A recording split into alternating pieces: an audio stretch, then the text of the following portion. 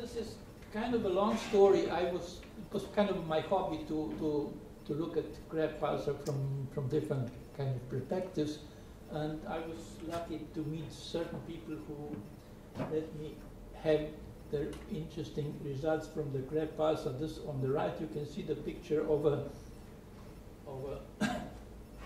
instrument that's called EAT-I. Actually, there were 3 instruments made to observe graph, its pulsations in the optical.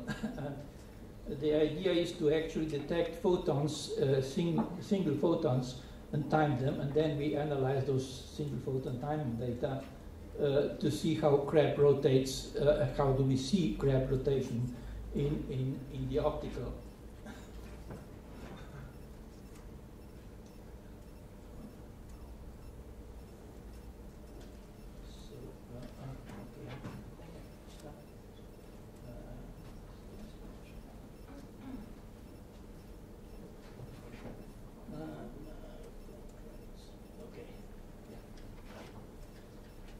So this is kind of how this instrument works, but I won't go into details.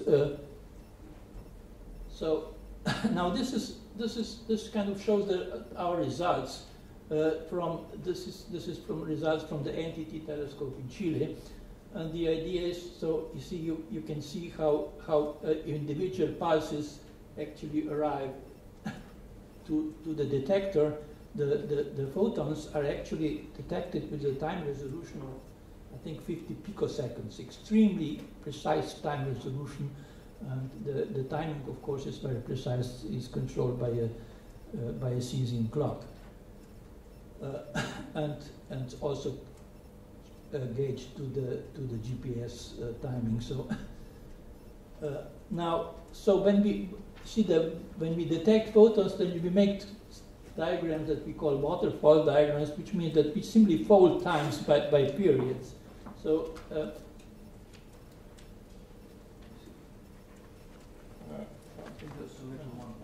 okay. So you see, this is one period, and the time runs down like this. So time kind of folds like this.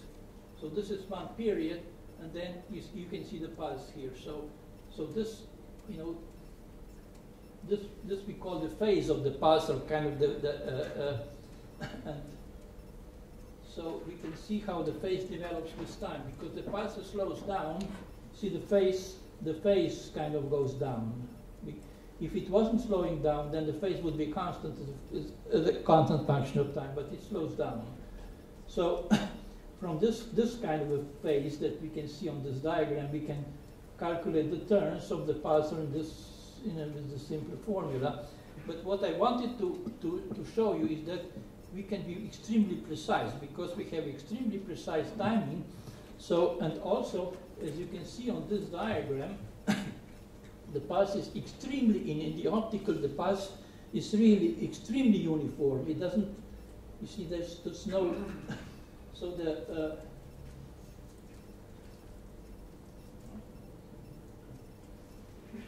you see, the width of the pulse is only in 2 seconds we get the width of the distribution of pulses of about 14 microseconds. Very, very.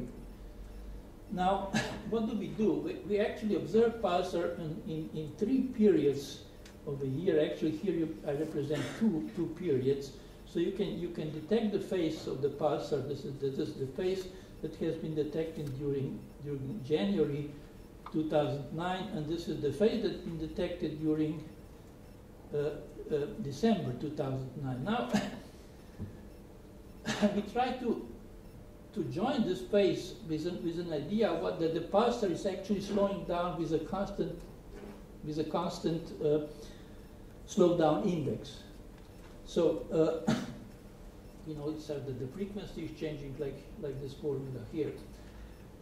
So what do? We say that we don't know how many pulses actually were from here to here. So we slide up the December data and make a fit with a breaking index formula, and see when the fit is the best. And it actually turns out that the fit is the best when the number of turns between this end and this end is 850 million, blah, blah, blah, blah, plus minus 1. Nothing more. I mean, in extremely precise, we can get a very extremely precise fit with the breaking index formula. Now, this was in itself kind of interesting, and now the question is, do we agree with the ephemeridus that people at Jodrell Bank do? And it turns out that we do agree. So, you see now, these are the data that I was explaining in the previous slide. And this here is the phase that has been calculated from Jodrell Bank ephemeridus. See, now, if we take our data and so of course we know nothing what happened to the pulsar between here and here. So if we assume that the pulsar is doing the breaking index, constant breaking index would go like this. But it doesn't go exactly like this, but just it makes only a third of a turn away from the constant breaking index during the whole year. During this whole year, the pulsar made almost 1 billion turns, but it's off only by 1/3 of a turn. But the other thing is interesting is, but if we go back to October 2008, you see that the pulsar is half a turn off, but only in 4 months. So you can see that the breaking index formula is pretty good to describe, but it's not exact. The other thing that was really kind of striking to us is that the time lag between radio and optical is always the same. It's about 200 microseconds. That's all. So the optical pulse always comes about 200 microseconds before the radio. Always the same. Now this was a surprise because, it has been known that the pulsar has what they said timing noise, but it wasn't really very clear what timing noise was. Many people thought that timing noise was the consequence of some kind of a change in dispersion measure, because the rate, the nebula itself is kind of inhomogeneous. It can change, and you can change if the dispersion measure changes, and you have some interferences on some, and you can get timing noise. But now here you can see that timing noise is exactly the same in radio as in optical. Now there can be another observation by Osterbrook et al. Also a little bit earlier, and he has the same number here, the same delay radio optical. Now, and this kind of seems interesting. Now, what's going on? So the idea is, now, I said, since the radio and optical are the same, the only difference between optical and radio is that in optical we can be very precise, much more precise. You see, in the radio people can have an accuracy of 100 microseconds.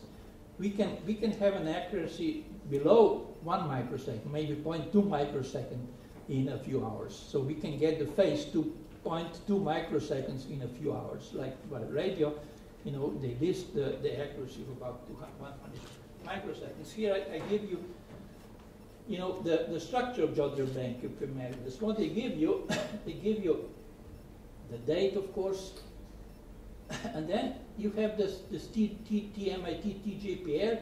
This is the time of arrival of the pulse on this date, the first pulse on this date, and then they give you the frequency of the pulsar on this date and the new dot on the pulsar of this date, and then they tell you how you should understand it, how you should calculate turns from this formula. Since you have the frequency, you know what is t when the pulse arrived at this date. So if you can calculate turns, you can simply nu times t times nu dot plus 1/6, and this is the approximation for the new double dot. Now, so we use this turns formula to calculate the phase to for a long period. Now, the Jodrell-Bank ephemeridus give you the phase only during an epoch from one epoch to the other. So you have to extend it. So the idea is, if you use this formula turns, so if you go from one pulse arrival time to the other pulse arrival, the next period, you should get a whole number of terms, an integer number of terms.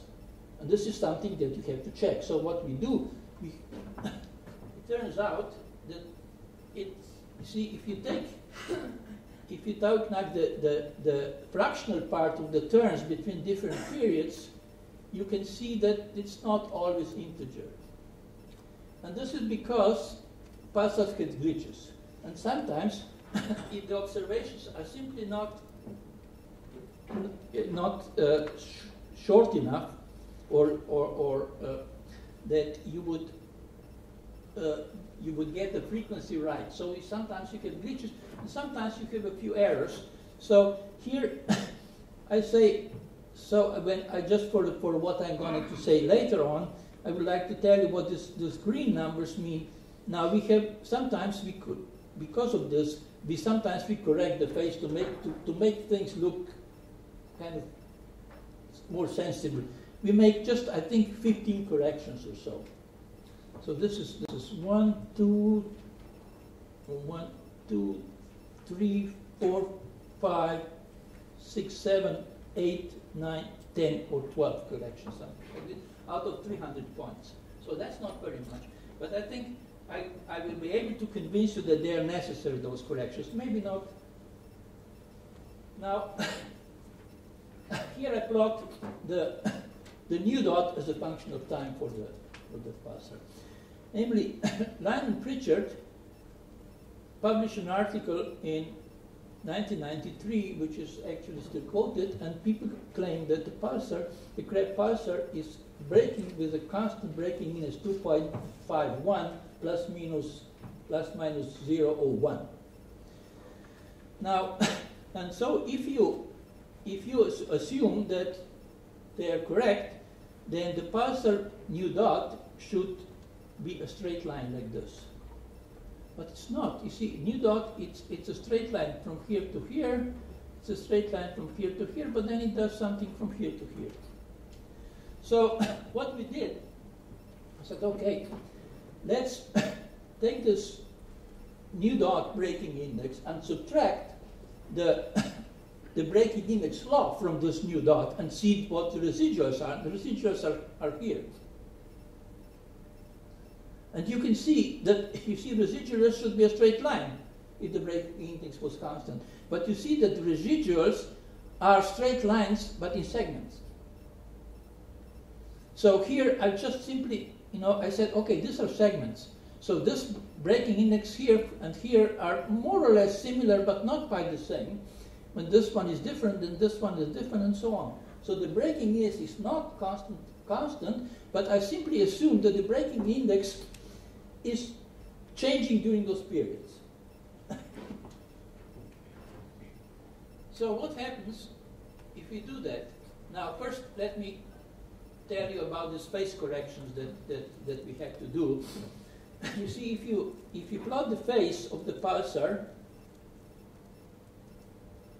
the integer corrections, the phase of the pulsar is a function of the epoch, then you get the red points if you just take the face value of Jodrell-Bank ephemeridus, but you can see that here, the phase has jumped by 1.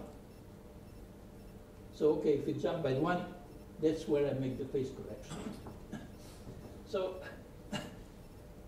now, and you can see, all the epochs. In all, I have broken all the ephemeridus of JPL and Jodrell-Bank ephemeridus in sections, and for every section, I make the constant breaking index law fit, and these are the residuals, okay? And I make the residuals smooth. See? So I think now what do? I make the residuals of the residuals. see, I take the epochs, and what you find out is that you can fit all the Jodrell-Bank ephemerides with a breaking index law, but the breaking index changes during epochs. And these are the numbers. It changes from almost 2 to 2.6. The average 2.5 is here. So this is the average index, but the breaking index during the episode changes, and it kind of changes in a more or less periodic manner. Now, what you can do then is to say, okay, now I can get the residuals from the breaking index, and the residuals of the phase of the pulsar from the breaking index law are those. Here you see, because when I have corrected the phases, I only corrected the phase during each epoch, but not. You see, I have to kind of fit the phase between this epoch and this epoch. So, see, so I change a little bit, adjust the phases, and to get the final phase correction. This is the final result. You see, the final result is if I take the breaking index law in sections, the residuals are this. So the pulsar is breaking with a perfect breaking index law, and it only makes during those epochs lasting for years, it only makes maybe a few turns. It only makes a few turns. It breaks perfectly, just perfectly, and makes a few turns. So I was really intrigued if you can do something, because you see, this looks like an oscillation. It's like a damped oscillation. So I said, okay, let's try to see if it is kind of a damped oscillation. And somehow it doesn't have one frequency, but it has two frequencies. So I feel a two-frequency damped oscillation to it.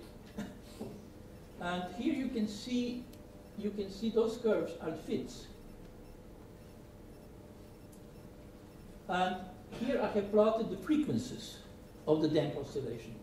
You see, this is the imaginary part is the frequency, and the real part is whether if it's negative, then the frequency is damped. If it's positive, then the frequency is actually excited. It goes up.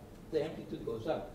So you can see an order here of those frequencies.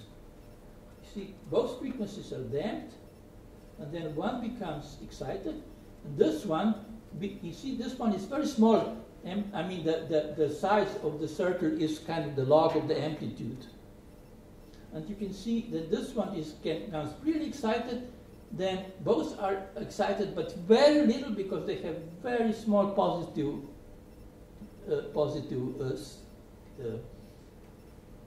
turn, and then the frequency goes down, and then you see this cycle goes again.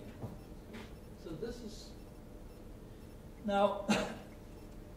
We just make a few guesses maybe.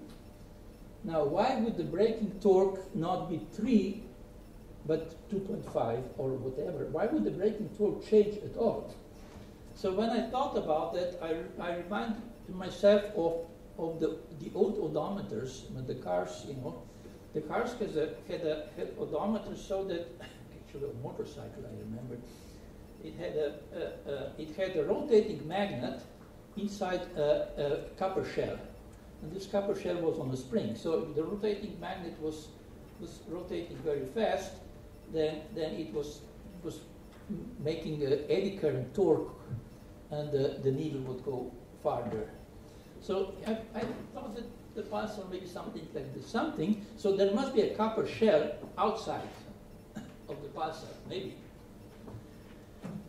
So in this case, then we have two torques. We have the magnetic torque, which is this one, which everybody knows about it. But I just, instead of omega, I said frequency because I used for the copper shell, I simply use the formula that the engineers use to calculate, the torque on the copper shell, eddy currents. So And then you can ask yourself, what is the ratio, of the two torques, of the magnetic braking torque and the other braking torque. So in order to do that, I used an engineering formula for the other braking, and so it has a cloud, and I use the conductivity, for the conductivity, you see, I use this formula, which I think everybody knows from physics, from this elementary physics course. And from this formula, you need the mean free path, and this mean free path depends on the scattering cross section, and I assume that the charges that are actually producing this current, the braking current, are moving into a low ionization plasma with this kind of a scattering cross section. And then you get the ratio of the magnetic, the additional torque, and the magnetic braking torque is something like this.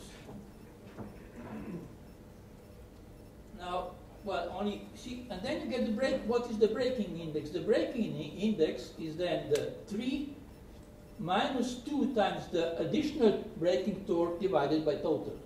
The thing is, the total torque seems to be the same because the nu dot is more or less the same. It's almost constant. So but the balance between the magnetic and the other torque seems to change from this result. Now let me just show maybe some ideas about pulsar convective environment. So this is one.